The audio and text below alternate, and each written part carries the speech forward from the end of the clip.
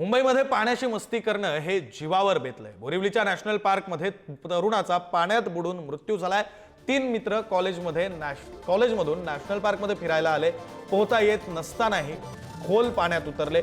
खोल पाण्याचा अंदाज न आल्यानं बुडून एकाचा मृत्यू झालाय। बोरिवलीच्या नॅशनल पार्कमधली धक्कादायक घटना आहे। संजय गांधी राष्ट्रीय उद्यानामध्ये नदीमध्ये पोहता येत नसताना सुद्धा हे 3 मित्र उतरले। कॉलेजमधून हे 3 मित्र फिरण्यासाठी नॅशनल पार्कमध्ये आले होते, तर पोहता येत नसतानाही नदीमध्ये उतरले, खोल पाण्यात गेले आणि त्यामुळे बुडून एकाचा मृत्यू झालेला आहे। धक्कादायक बातमी आपण मुंबईमधून पाहतोय। खरं तर पाण्याची मस्ती करणं हे जीवावर बेतलेलं आहे। बोरिवलीच्या नॅशनल पार्कमध्ये तरुणाचा पाण्यात बुडून मृत्यू झालेला आहे।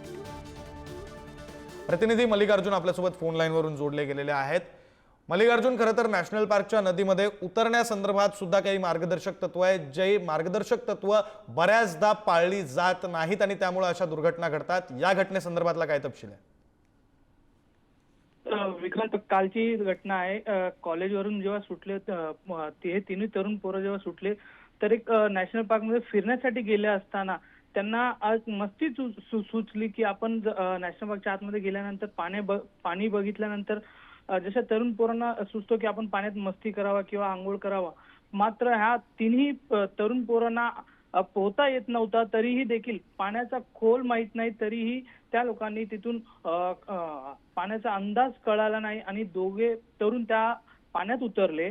मात्र तिथे आजूबाजूला देखील इतर कोणीही व्यक्ती नव्हतं जेणे की त्यांच्याकडे लक्ष द्यावा किंवा कोणी सिक्युरिटी गार्ड असावं किंवा आतमध्ये जे वन विभागाचे अधिकारी असतात, रक्षक असतात, ते कोणीच नव्हते।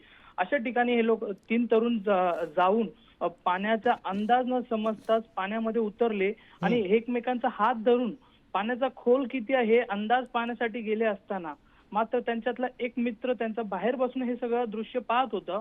मात्र त्या जेव्हा 2 तरुण आतमध्ये पाय घसरून खोलाचा अंदाज न कळताच आतमध्ये घुसायला लागले, तेव्हा त्यांनी आपल्या मित्राला हाक देऊन वाचवण्याचा विनंती केल्यानंतर त्या तिसऱ्या मित्राने त्या पाण्यात उडी मारून त्या दोघांना हात दिला। मात्र एकाला वाचवण्यामध्ये यश आला आणि दुसऱ्याला जीव गमवावा लागला। मात्र त्या विभागात कोणीही वन विभागाचे अधिकारी किंवा रक्षक नव्हते। नाही, खरंय मल्लिकार्जुन, त्यामुळे अशा ठिकाणी फिरत असताना मार्गदर्शक तत्वांचं पालन केलं पाहिजे, हेच ही घटना सांगते। धन्यवाद तुम्ही दिलेल्या या सगळ्या सविस्तर तपशिलासाठी।